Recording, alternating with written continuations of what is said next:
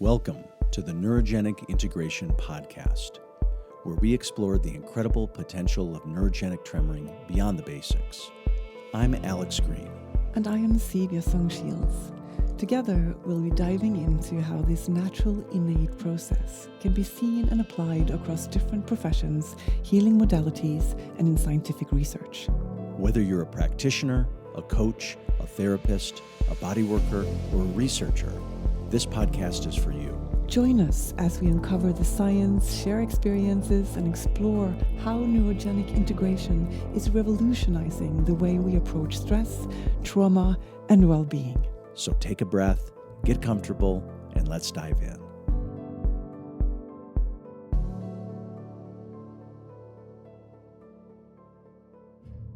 Good morning, everybody. I'm Alex, and welcome to the Neurogenic Integration Podcast. I'm here in Boulder, Colorado, as per normal, and I'm here with my guest, Dr. Keith Motes in Koh Phangan, Thailand. And I'm really excited to have this conversation with Keith today. And hello. Yeah. So for those of you who don't know, Dr. Motes is the founder of Shaking Medicine, a school for teaching about therapeutic use of neurogenic tremoring. So something near and dear to our heart here at Neurogenic Integration, of course. And he's done a lot of work. He has a fascinating personal story in terms of his initial discovery of neurogenic tremoring and therapeutic tremoring, and then very much in his evolution of teaching and continuing to explore the possibilities of this way of working with the mind, body, physiology, nervous system, all these good things. And Dr. Motes has a fascinating background as originally he has a PhD in quantum physics. And part of what I'd like to explore today is just, Keith, getting your thoughts on, how do you think of vibration and tremoring in the therapeutic use that we do? Does it connect to your work in physics in any way? This would be a theme that I hope to potentially explore with you. But in any case, I'm honored to sit down with you today, Keith, and really excited to kind of hear about your own journey. Thank you so much. I am very pleased to be here. It's an honor to be on your show. Thanks for having me, and I'm excited to share and talk all about therapeutic tremoring, spontaneous movement, and the effects that's had on my life, on people I've shared it with, and to get to know you better, Alex. Yeah, I'm excited. So thank you. Yeah, wonderful. Yeah, thank you so much. We have a couple community in common through you've connected with Richmond Heath in Australia, with Gabriel in Australia. These are TRE colleagues of mine. I think you've met with Maria Alfaro in California. Yeah. So a few intersections. So I'm glad to have the chance for a conversation. Yeah, quite a few intersections. Hey, it's nice to be meeting all of these wonderful people and to network, make friends and collaborations. And now with you, Alex, thank you. Yeah, beautiful. So cool. Well, well, Keith, would you be willing to kind of, I guess I always like to start at the beginning a little bit, like, as in your formative years, you ended up studying physics. So I'm curious about that passion. And of course, I'm curious to how your passion widened. So maybe if you could just share. Yeah, I'd love to. So I was studying physics in undergraduate. I really was quite natural at math and physics and interested in the sciences, wanted to understand the universe. It was a big passion of mine, and the only thing that made sense was physics in university for me at the time. So I said, why not? Let's do it. And that took me on quite the adventure through undergraduate, and then it took me to Australia. I'm from the United States, from Louisiana. So it took me out of America and into whole nother country, which was pretty profound for me, I must say, in my young 20s to go over to, across the world to do a PhD in quantum physics, focused on quantum computing technologies. Yeah, it was an incredible life and experience. I got a scholarship. It was paid for completely, and they even put money in my bank account every 2 weeks to live on. So I was like really set up beautifully and put a lot of energy into it, published a bunch of papers, researched with so many cool people, made lots of friends, and did really well. I ended up getting a citizenship in Australia, so now I'm dual citizen of the United States and the beautiful land of Australia. So during all of this time, I was beginning my spiritual practice of yoga, basically. It didn't start off super spiritual, but it got me into this kind of what I like to call this alternative kind of path that, alternative medicines and alternative practices, and really at first, the biggest part for me was breathing with movement, simply that. It was like, wow, just for that, yoga was super profound for me. And it led me into, deeper aspects of myself, meditation, Qigong, and ultimately, after quite a few years, I was plateauing from my yoga in the sense that, like, I didn't feel the growth that had gotten the first few years. It just kind of steadied off, even though I was still practicing.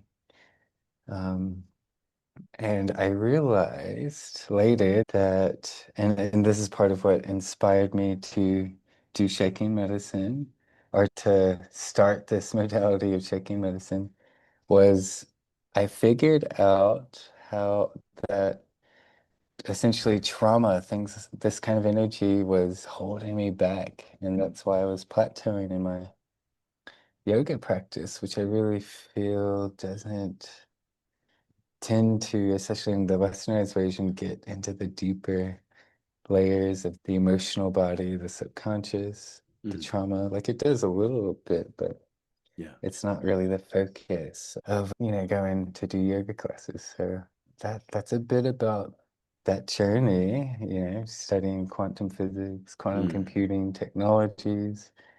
I just felt after a while, after I did my first postdoc and finished my PhD, I was like burnt out a bit. It was so much work and a beautiful kind of work, but work nonetheless. And I was like, I need a break. I really want to break from academia and wanted to dive into my full spiritual path straight up, like just give it all of my time and energy, Yeah. full time.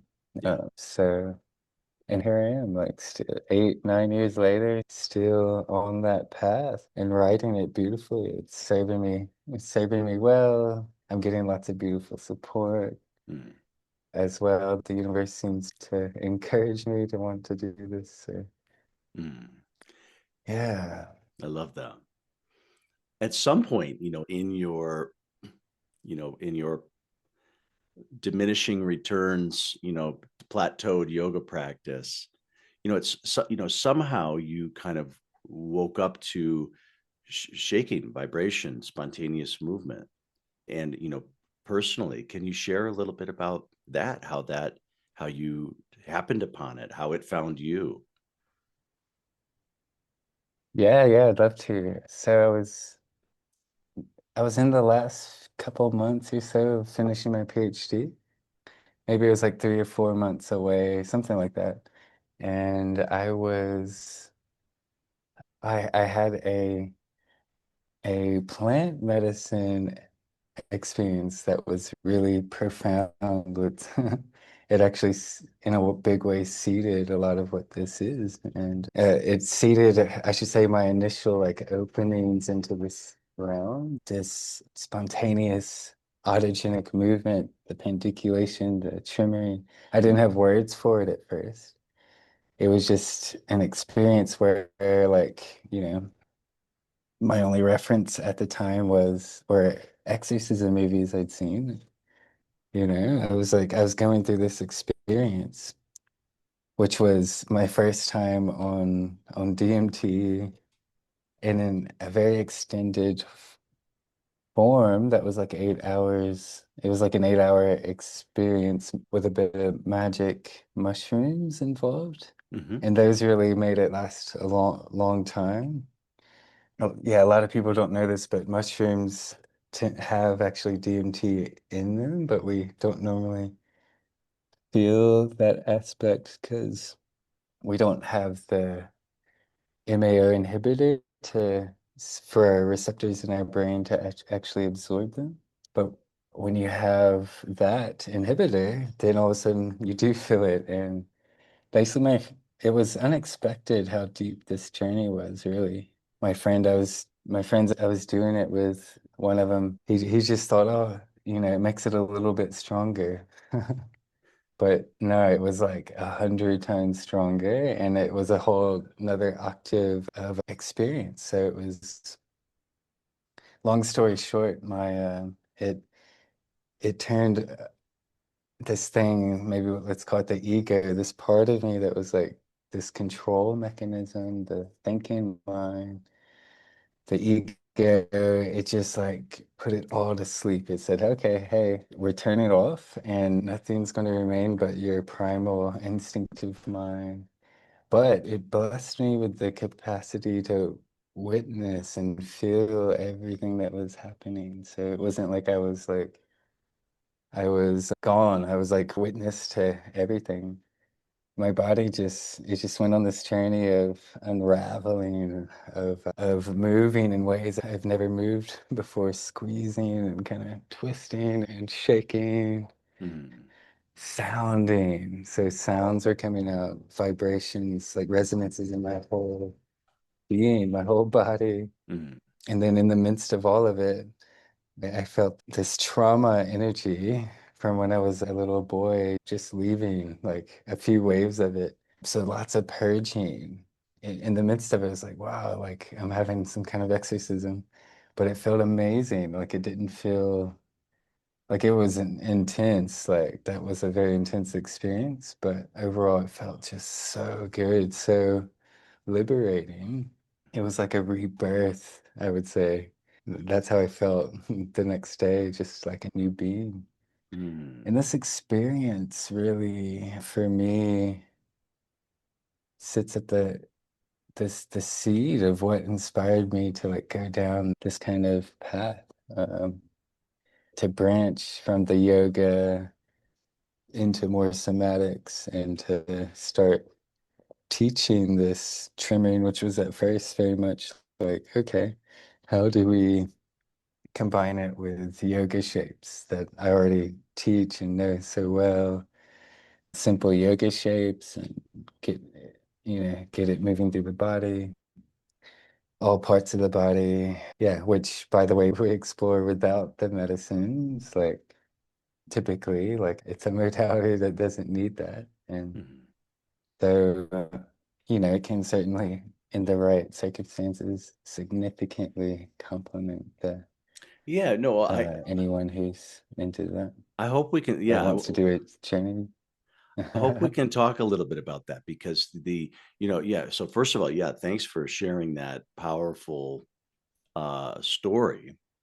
Um, and to me, this, similarly for me with TRE and neurogenic tremoring, and usually that's not in connection to medicine, psychedelics or medicine. However, there is so much going on with that as the field of psychedelic therapies expands and becomes more common. Where I live here in Boulder, my joke is that if you walk down the street, it doesn't matter if somebody's wearing a suit or they're an old lady or whoever. If you talk to anybody, 8 out of 10 of them, did a mushroom journey last weekend or something. Where so the in some ways the proliferation of psychedelic use is to me is so high, at least in the people that I encounter.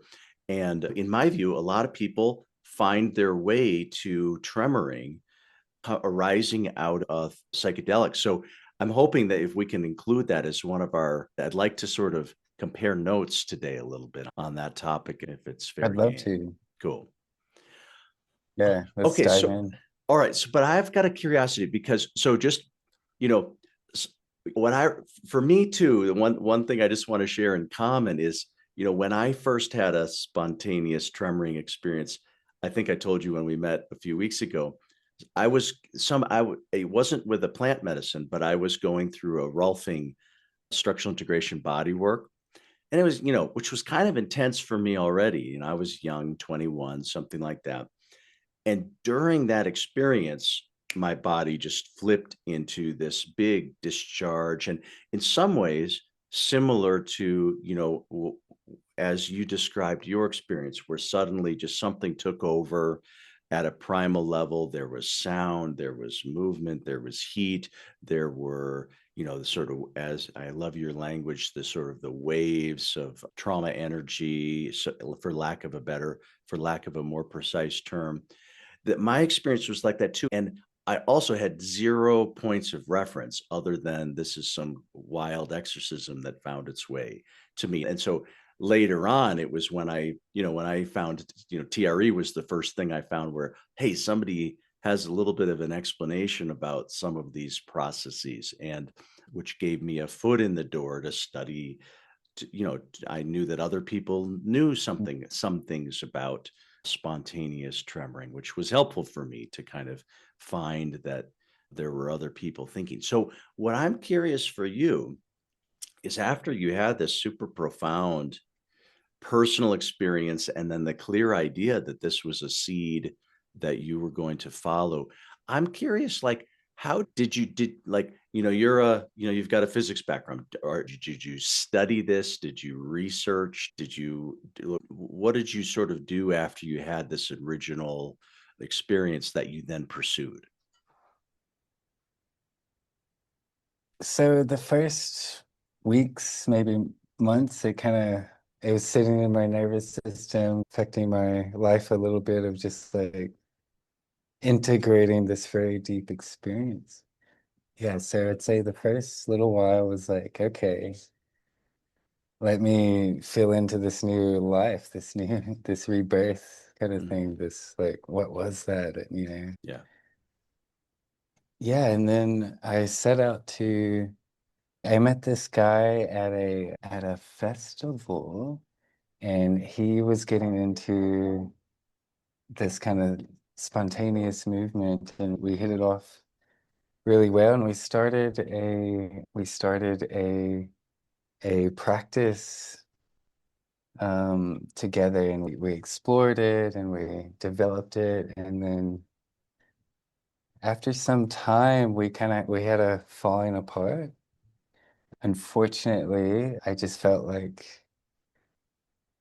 this guy was not really walking the talk, and got aggressive a few times with me, and just I was like, okay, I want to let this go. And then I just kind of I let I just did kept doing what I was doing, and I yeah moved into like officializing it as this thing called shaking medicine. And yeah, I've been at first, I started teaching my acro yoga friends in the park after our acro yoga jam, which I'm doing a lot of here actually in Copenhagen. Every day there's acro yoga, and it's such a nice way to connect and get Mm.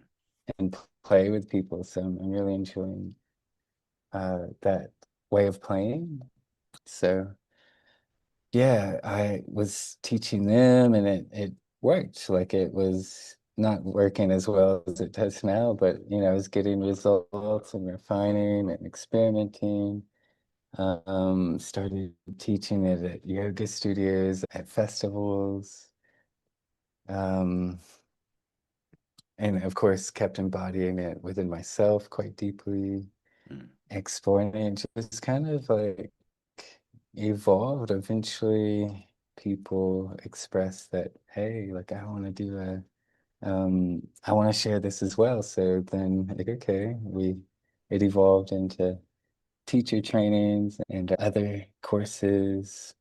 I was just like, I just find myself, I just keep doing it. Like it's so interesting in what it brings up and how it impacts people. I'd say like at this point, every single day I'm seeing profound like shifts with people through this work basically through the body work. That's another one we need to talk about, the whole realm of body work with this, because Yep, definitely.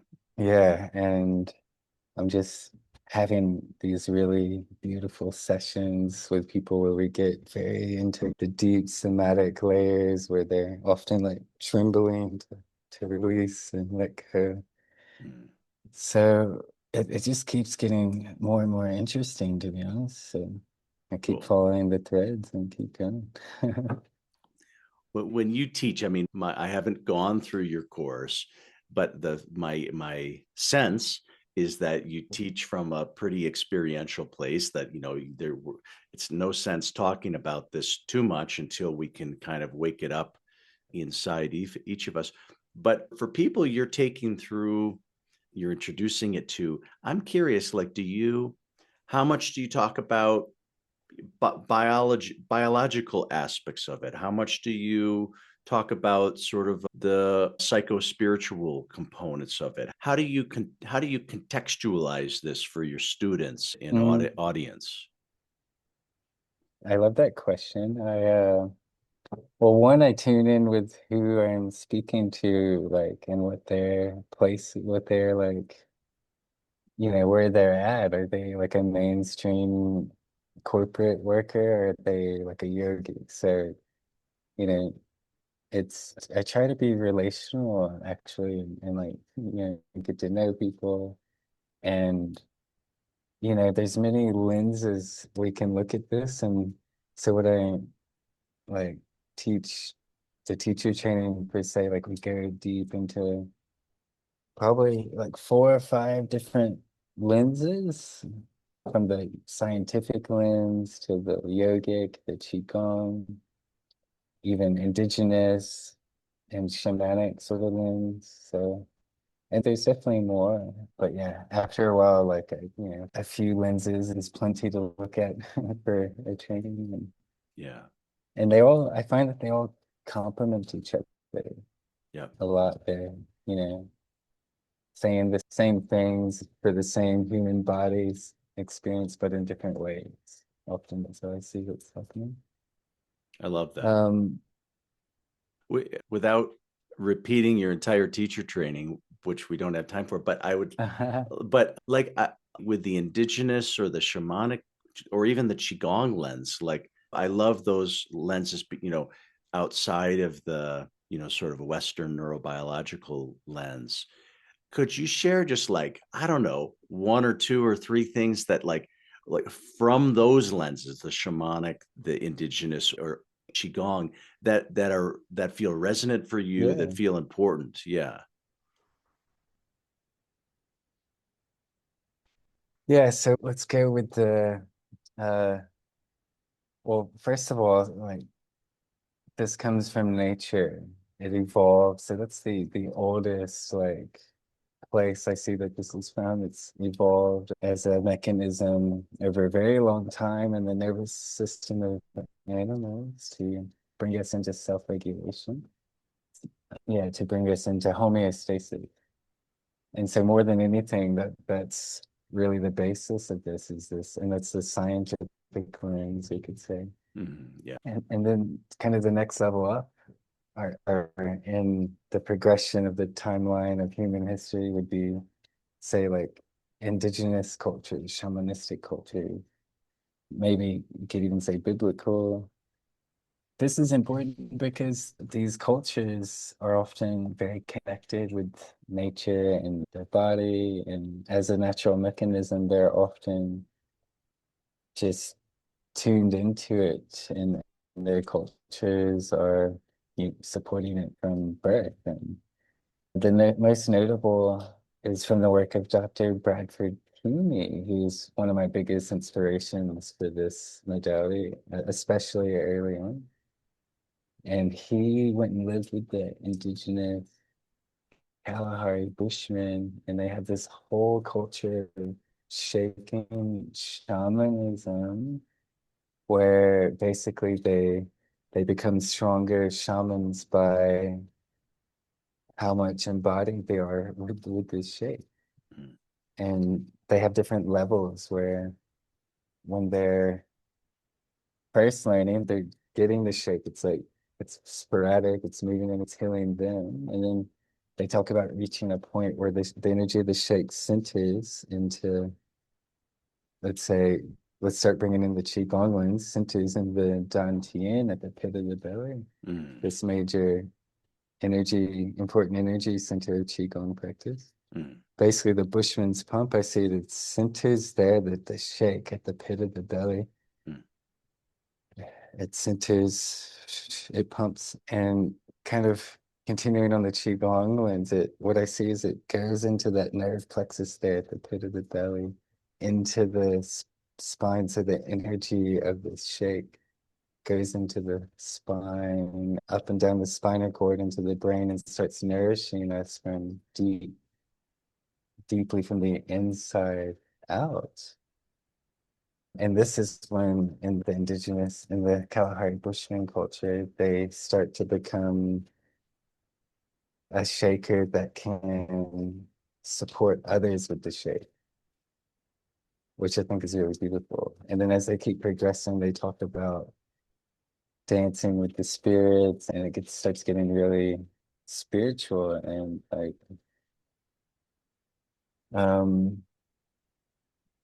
yeah, cosmic. Yeah. So Absolutely. basically, I see that as they're raising the energy of the spirit. And Qigong talks about the spirit as well, the Shin. Yeah, so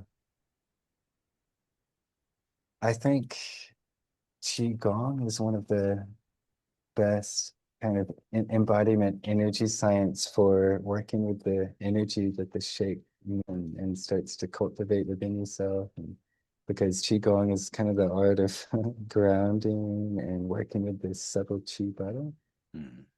how to breathe, move. So I recommend anyone who wants to really go deep with maybe this, like Qigong is a beautiful complement Mm. to embodying it. I could go on and on. Like I find myself wanting now to go into the yoga cleanse a bit. Yeah, no, that would be This is great. a Yeah, yeah. No, no, that what you just shared was so interesting. Yeah, no.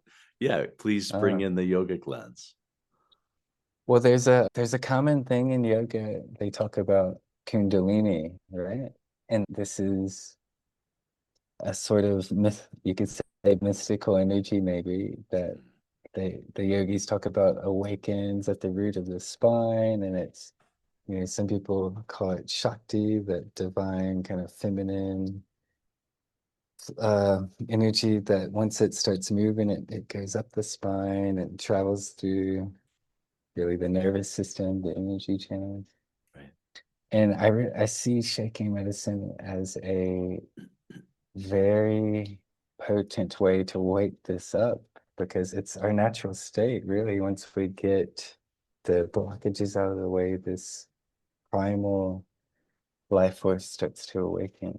And really, this is a yin way to awaken this thing called Kundalini, whereas traditional Kundalini yoga is often a bit forceful, a little bit yang, I find. Mm. So it's a nice way to work with this feminine essence and waking it up in what I see to be a much more gentle, feminine way, from letting go of control and deep surrender, relaxation, Mm.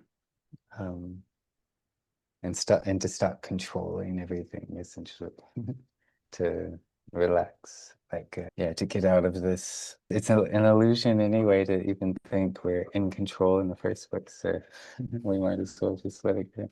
May as well let it pass. Yeah. Yeah. So cool. No, I love hearing those articulations. Really appreciate that. These days, I talk about it so much, I start to merge Yeah, sometimes I interchange the descriptions a bit, yeah, that's perfect. but they work together.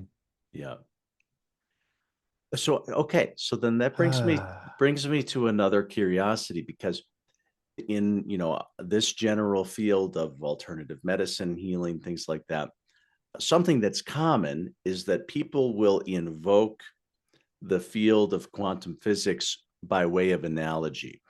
People who are non-physicists will frequently borrow on concepts, ideas, sometimes perhaps well, sometimes perhaps, it's a little bit like the idea of cultural appropriation, but maybe it's scientific appropriation. But I'm curious for you, who is a physicist, does the lens of physics, whether that be through resonance, vibration, does the lens of physics or quantum physics, does it, how, if at all, does it play into your thinking, your wondering, your curiosities around these processes?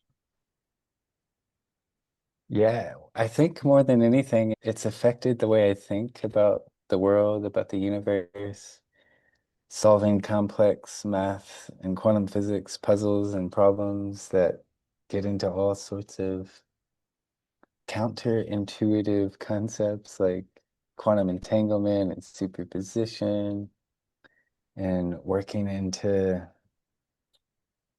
a realm that's very abstract, let's say. And the way that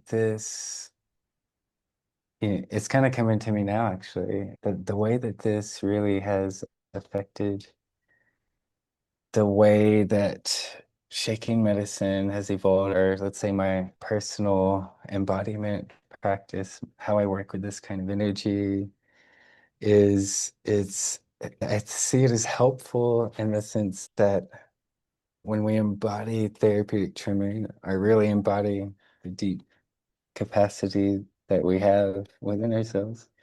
There's really infinite possibilities.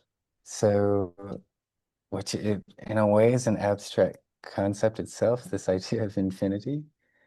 So when I'm embodying, I really feel that there's infinite ways to move. There's infinite ways for the tremoring or if as it evolves into Kundalini, or the, more types of Qigong practice.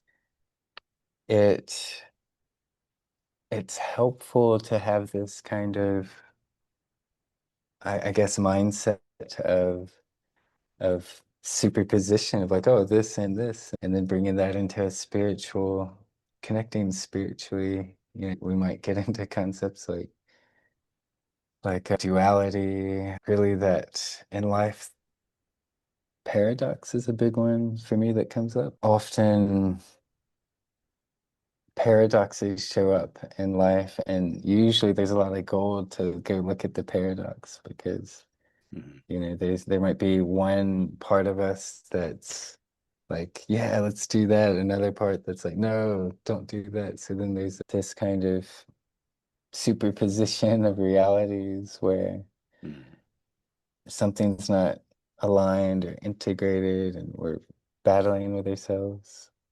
So looking at these paradoxes and trying to do more so myself these lately. And often when I just look at it and breathe into it, I'm like, ah, it just kind of fades away, it melts. Vibration, that's a big one. So the simple answer is vibration. Everything is vibration to the atomic level. The photons are vibrating.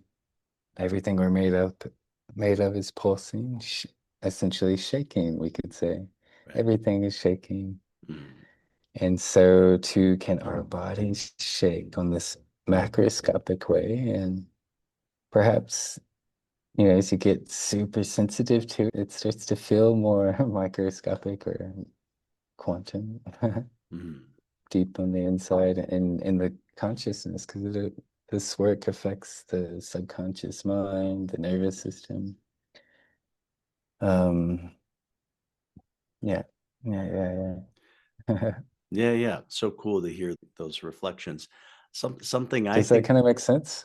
it does. Well, something I think about sometimes is, so, my, kind of lean back into my Zen training, and in our Zen training uses a fairly similar, uses the Qigong sort of, and Taoist kind of philosophy, but especially this idea about kind of microcosm and macrocosm. So something I think about sometimes is, we engage here at the body. We could think of our individual human body as the microcosm, but in Taoist thinking, and the sort of like, what's the relationship between the individual and the universe or the cosmos? And I sort of wonder if one of my, I guess, ways that I experience and hold tremoring and vibration is that I'm tapping into the nature within me, which, I am nature inside, but I often find that it connects me to something that feels, sort of more whole or bigger. And I find this is especially true if I'm doing my practice and maybe I'm in a natural setting where it's easier for me to feel the larger sort of natural field around me, at the level of the trees and the mountains and the land, but beyond that as well. So personally speaking, I think of my tremoring practice as something that connects me deeply inside, but that it somehow also connects me to the greater field of experience as well. So that's like one way that I hold it a little bit. And I don't know, maybe curious Mm, if you think in those terms at all, or. I love that. I deeply resonate actually with that. I guess my interpretation or what that's bringing up in me right now is that when I am tremoring, one way to go about it is to think, okay, we're centering ourselves, like, so Qigong helps center and align. And it's like if there's any density or tension or charge in my system that's pulling me out of center, then I can, by relaxing, let that tremor away as my nervous system comes deeper and deeper into center. Mm, And the centering is essentially merging with all that is as it is, the universe, ourselves, the ground beneath us.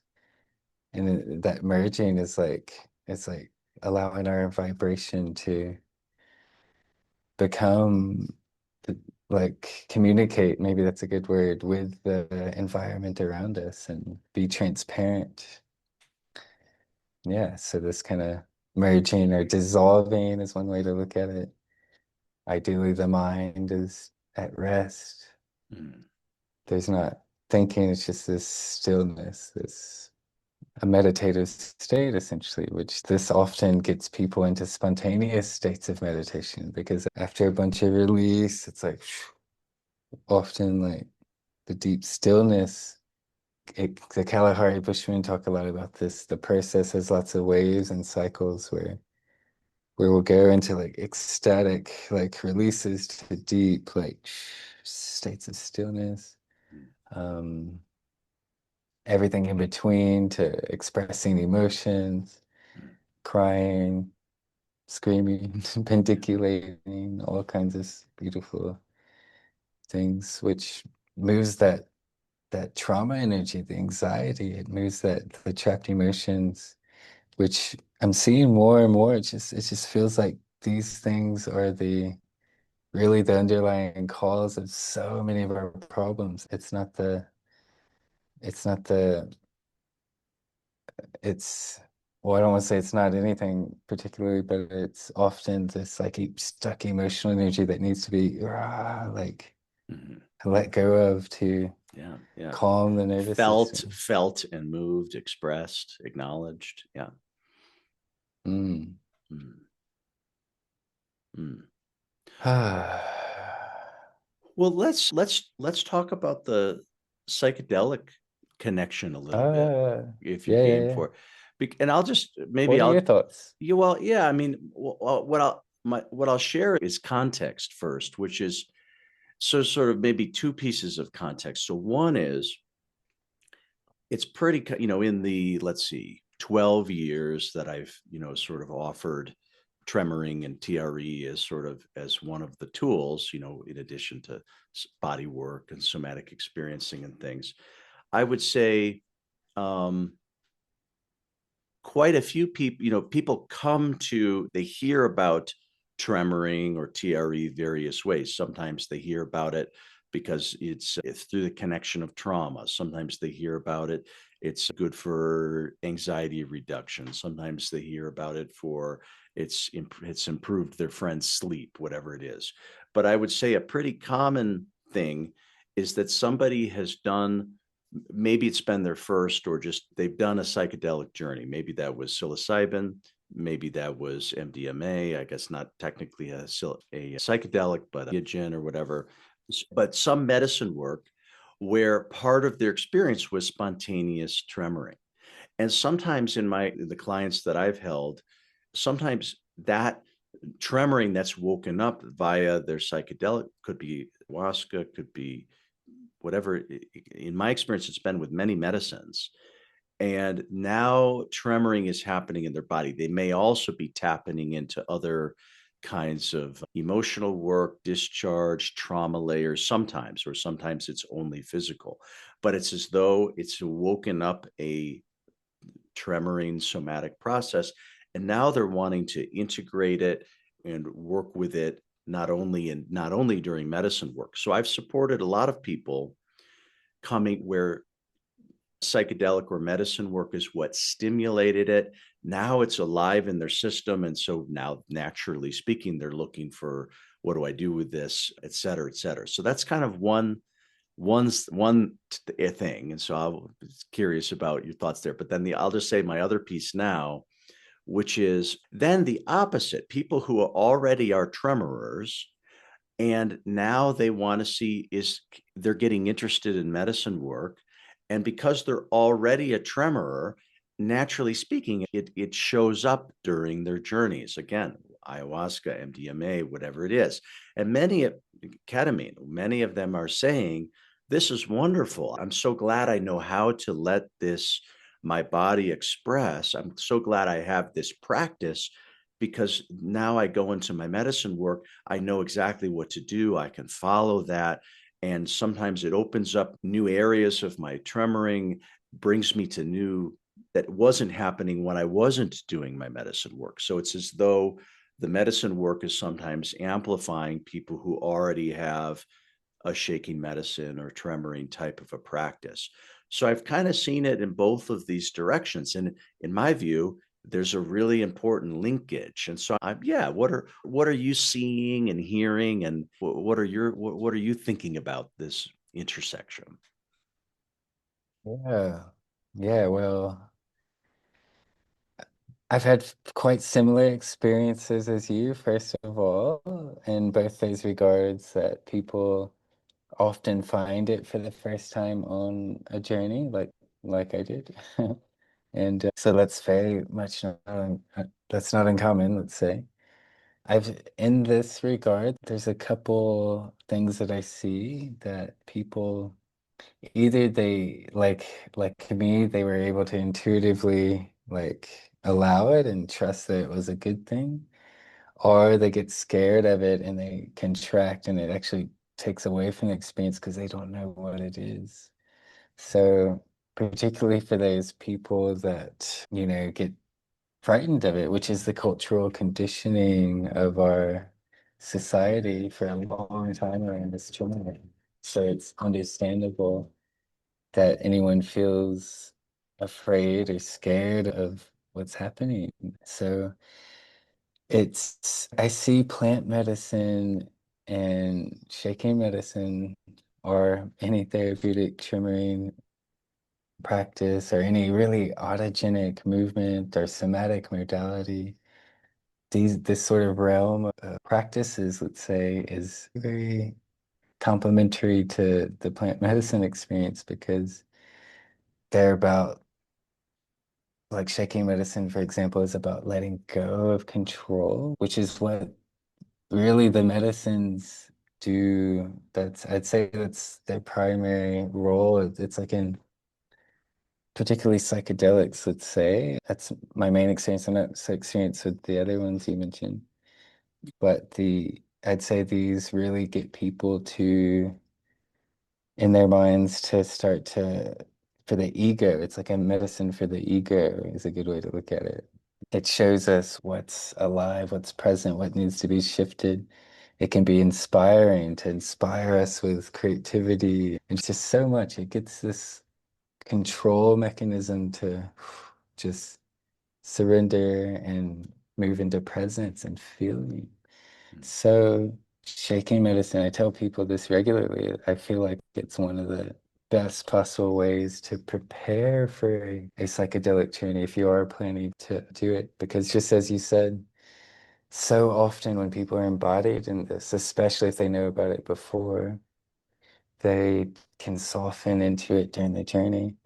And many people have told me that their favorite part about their journey was just being able to lie there and tremor and instinctively move for hours or however long, you know. Mm, So those are some of my thoughts. mm. Very important fusion to anyone. I feel anyone doing plant medicine work needs to be, yeah, at least aware of this, educated of what this is, if not. And I'd even say like they should be working with this together probably because it's so complementary. Yeah. Yeah.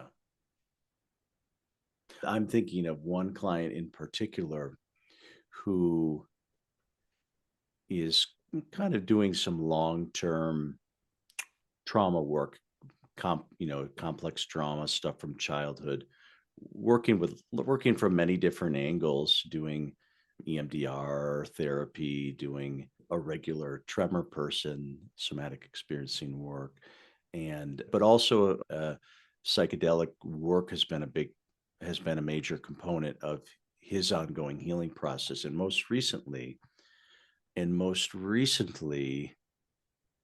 and I mean, I've been working with this person for 4 or 5 years, and with a lot of success, non-medicine based.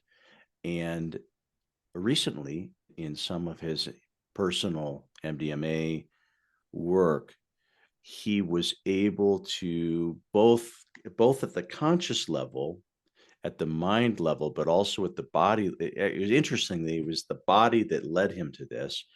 His body went through a certain set of movements, vibrations, and other kinds of movements that led him much closer. It's like his body was telling the story, and it led him much closer to the kind of the original incident, one of the early primary, traumatic incidents that he hadn't had a lot of conscious access to because it was very young and quite traumatic, Mm. therefore, kind of dissociated from. So, but his MDMA work, and again, he's been tremoring for 4 or 5 years. By letting his body lead the way, he then got into a much clearer awareness of the original context from an embodied perspective, but in a way that he felt safe enough to be there, not Mm. wasn't overwhelming, and quite integrating. And so then in our work afterwards, a lot of it is around integrating, what he learned and remembered could be integrated in other ways. But to me, this was such a clear example of where, in my view, in a sense, I believe he, in a sense, needed both of these things. He needed to trust his tremoring. The MDMA for him really facilitated him being able to follow it with less fear, and then end up doing a piece of very delicate trauma work that there maybe have other routes to get into this, but this was a really successful example in my experience. So just kind of thinking about Oh my God, yeah. That's like I see that like people who struggle to get the tremor mechanism, it can definitely work that way of the medicines can be combined to help them embody this as well, like through a, guided session.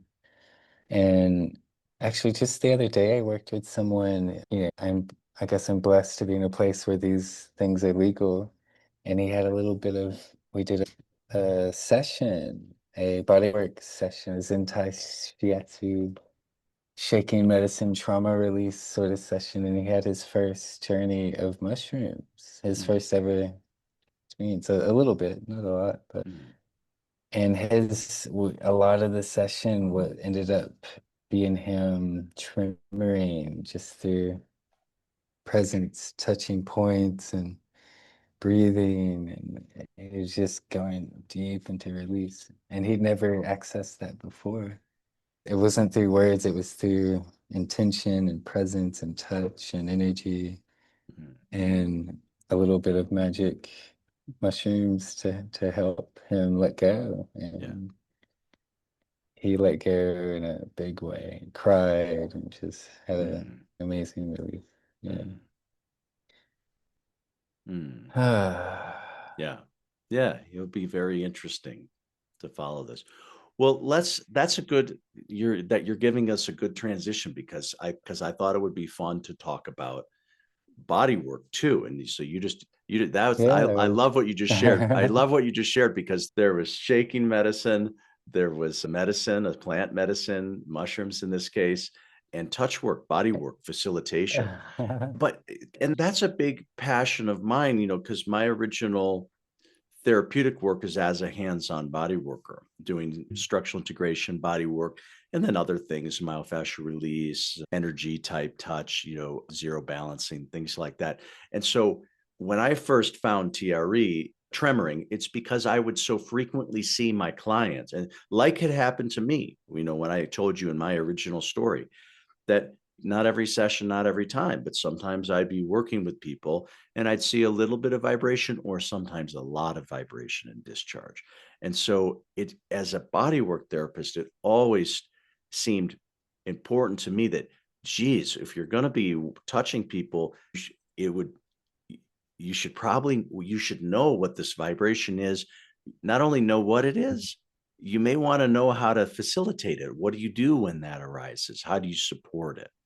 So that's kind Mm. of been a thing of mine, and I've evolved. I now do some teaching specifically to body workers where seminars where I teach them about tremoring, what to know about it, how to be a little bit safe with it, but especially how to how to use the skills they already have as a bodywork touch therapist to support and provide a container that facilitates and supports the unfolding of a neurogenic tremoring. And it sounds like you've been really diving into the Zentai Shiatsu. Sentai Shiatsu. Yeah. Exactly.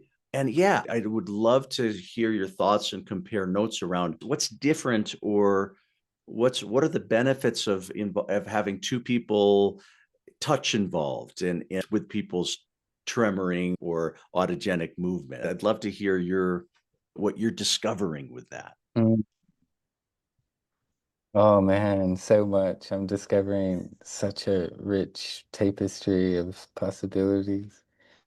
Finding that it's people to be held in such a way that their nervous system can do that release, is ultra powerful to for say a therapist, a body worker to be able to sense when someone's like at this precipice of their body wanting to like literally crack open through the quaking is profound. And actually your job as a body worker all of a sudden gets effortless. It gets easy because all you're doing is listening to the how their nervous system wants to unravel.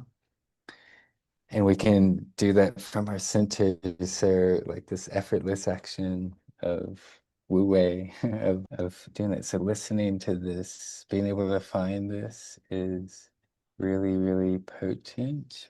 Probably the most potent probably aspect. Like when we get to these places, we're getting deep, right? Like, Thai massage it's kind of more physical body stuff, working with the muscles, the fascia. It gets deep. Mini massage, it's working that physical layer, but when we can go deeper into the energetics and then the charges of the emotions and the trauma and actually like feel that and hold space for that in people, then we facilitate them to transform it. We hold space for that to happen. But that can only happen, the way I see it anyway, is if we're embodied with it. Like I feel like, first of all, this is quite an intuitive medicine that's learned best through embodying it, right? So it's developing our felt sense intelligence. So to work with the body, it's like some step-by-step video I don't feel is going to really get you to feel what I'm talking about, the charges in the body, the vibrational energy, everything's vibration. Yeah. Bringing it back to quantum. So if you are a body worker out there looking to get this, first step is to, if you aren't already, embody it yourself. Like you can't, Yeah. I don't think you're really going to sense that in people if you haven't sensed it in yourself, right? Right. It's very important. And a lot of it is intuitive. I'd been doing it, I don't know, like a year or something. And I gave one of my friends a big hug one day, and I just like, whoa, I felt her charges, her trauma energy. I was like, whoa, what is that? And then I realized I could hold her, and then when I realized what it was, I could hold that, breathe, and then she like dissolved onto the ground into this like deep state of letting go. And so it'll definitely happen by embodying it. You'll start to feel it in others. And that's not to say, like, of course we can teach things that could get you going and stuff. So that's definitely possible as well. Yeah, Yeah. embodying it.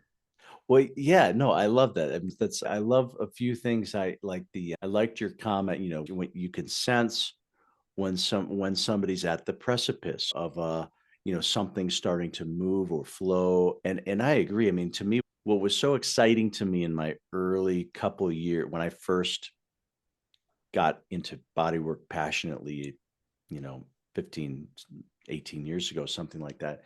It's like I learned over a couple of years, it gave me a tangible practice where I could confirm everything I had ever learned about, sort of energy flows and what we can sense and feel.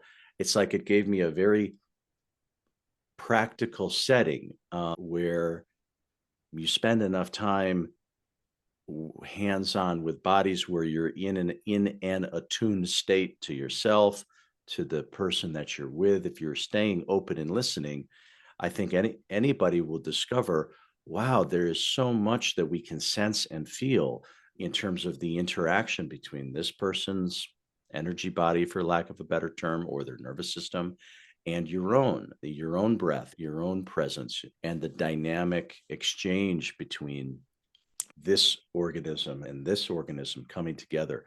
So to me, there's almost a limitless amount of sensitivity that can start to emerge if you're open to it, if you're looking for that. And so I totally agree with this richness, but I'll say one other thing. This might be something about my personality, is that I'm also like a little bit impatient sometimes. And so something that I loved, and this is kind of going back to when I first found TRE as a method, something that I was so excited about was sometimes I would have clients come to me as a body worker, and the term I would use would be a cold body. And what I meant was, this person's not very awake yet to their own sensations. They don't yet have a lot of sensation for themselves. They don't feel themselves. They don't have a strong connection to how they sense emotions in the body. And to me, as a body worker, I could sort of sense that when somebody, they didn't have a yoga practice, or they hadn't done something to wake up their mind body connection for themselves yet. And so for me, in my early days doing, 10 session series body work, I would get people who have a cold body, and I loved working with people with a warm or body where everything was already connected and woken up.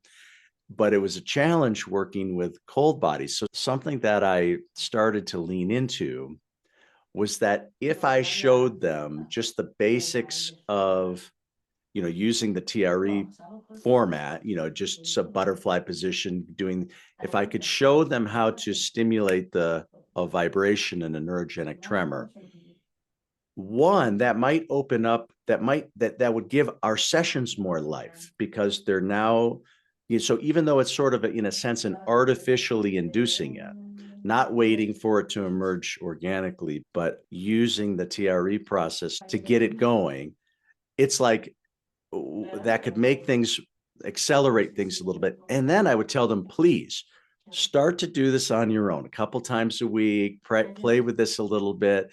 And what this really helped for this impatient side of me was that it was like that started to do some of the work of waking them up to their bodies. And then my work doing the Rolfing structural integration, everything happened more quickly, more easily, because it was speeding up the process of them connecting into their bodies and their nervous system. So even though I love this idea of like purely just allowing, I sometimes bring in the artificial catalyst of, let's get this thing cooking a little bit and see what that does for you.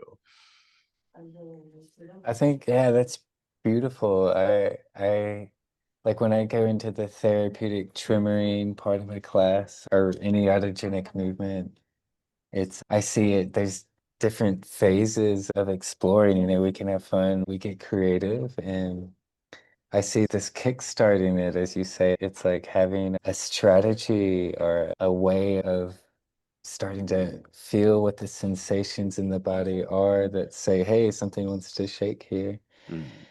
And lately I've been more leaning towards just calling them games, because they're in and of itself, it's not The thing. the thing, but it's a good thing to help get to the thing. It's like not to get attached to the thing. And we can play other games too. We don't have to be attached to one game. Yeah. And then once we find the tremoring in some ways with some games, I like to be playful, keep it lighthearted mostly. And we go into the surrender phase where it's like, okay, let's call it a shaken station, and I'm gonna just let go of the game now and just hang out. Let it move us, make sounds, Yeah. move us how it wants to, go into the surrendering to it. And we might dance back and forth between those. Mm. But I think it's a good teacher will use intelligent games to kickstart the process for sure, and bring people on a journey, and Mm. yeah, I think that's important for Mm. sure. That's so cool. Well, Keith, what have we missed? What is there any other angle? Anything else you want to share? What would help you feel Yeah. complete for our conversation? Well, I loved how we just naturally flowed into I think all the things we mentioned we wanted to speak to. So what else would there be?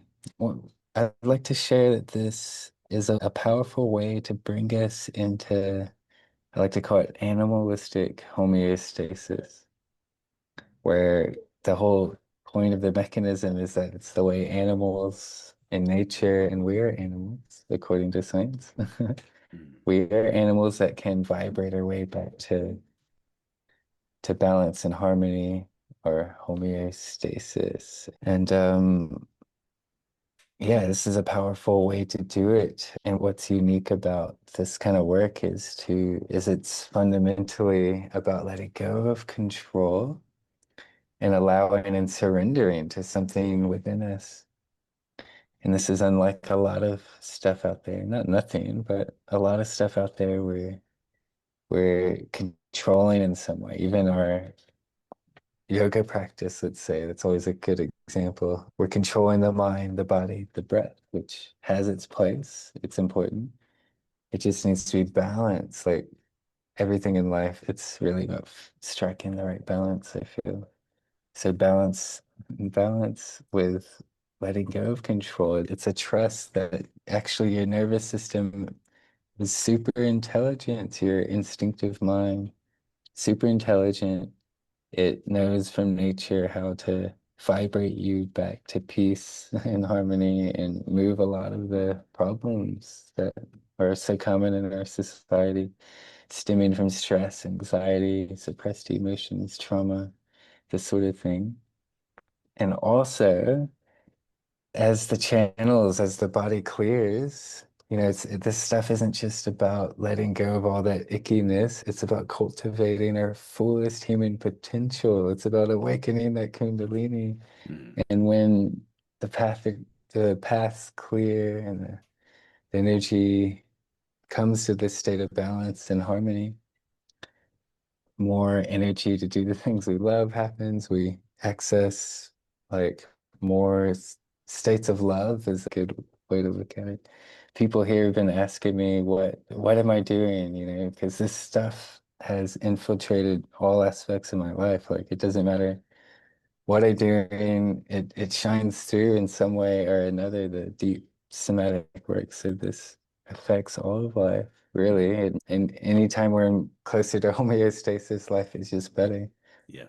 So I've been telling people it's like a giant love orgasm. Like it's like, sure, like I believe this unity, this merging with the universe it might as well just be the vibrational field of love, and so it's sort of emerging into a state of being this love energy. So yeah. Well, so powerful to hear your journey, but your reflections. I love how you share and articulate, and hearing your description. So No, enriching for me to have this conversation. me too. Thank you, Alex. Wow, I've had a really good time sharing and chatting and discussing. Thank you again so much for having me on your podcast. And it's incredible getting to know you. I want to get to know you more Very and cool. keep the conversation alive. Well, let's make sure that happens. Well, and for the listeners, we haven't set a date yet, but Keith has agreed to come to do an online workshop for our neurogenic integration, member community thing. So we haven't set the dates, but we'll at least get him once, maybe more than once. We'll see where things go. But Keith, no, so glad to have made this connection, hear your story, and I hope that there's plenty more to follow. It's a pleasure and honor to share, and I can't wait to share an embodiment journey with you all. Yeah. That's it for today's episode. We hope you found inspiration and new insights into the power of neurogenic tremoring. If you enjoyed this conversation, make sure to subscribe, share, and leave a review. It really helps us reach more people interested in this transformative work. And if you want to dive deeper, connect with us. Or to learn more about our sessions, courses, and upcoming trainings, head over to neurogenicintegration.com.